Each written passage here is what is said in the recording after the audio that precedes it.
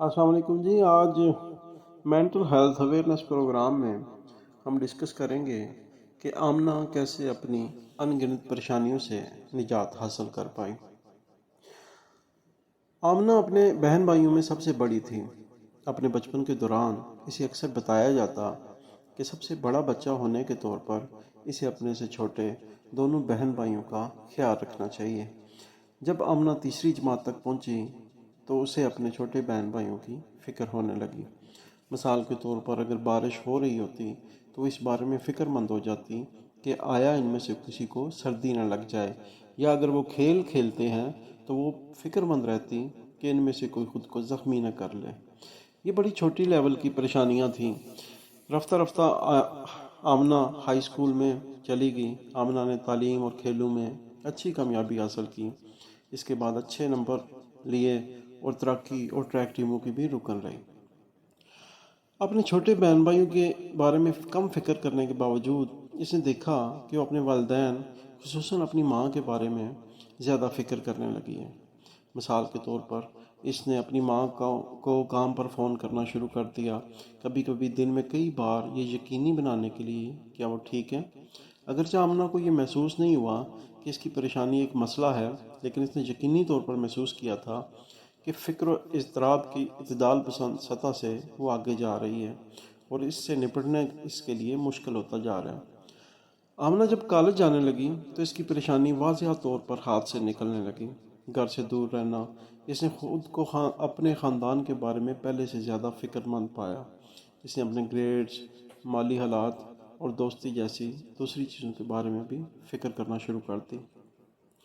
لہٰذا اسے نیند آنے میں دشواری پیش آنے لگی۔ اکثر نیند آنے سے پہلے گھنٹوں تک بستر پر لیٹی رہتی۔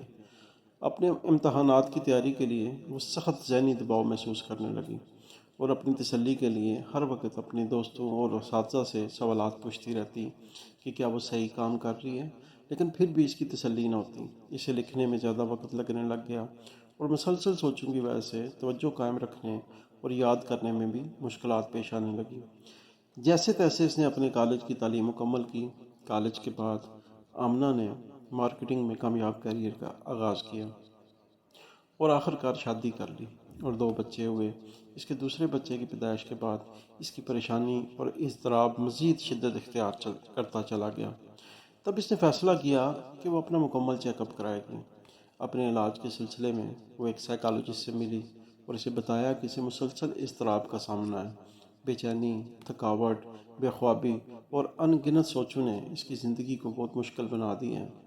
وہ بتاتی ہے کہ گزشتہ کئی سال سے اس کی مسلسل تشویش نے اس کی روزمرہ زندگی کو بہت متاثر کیا ہے۔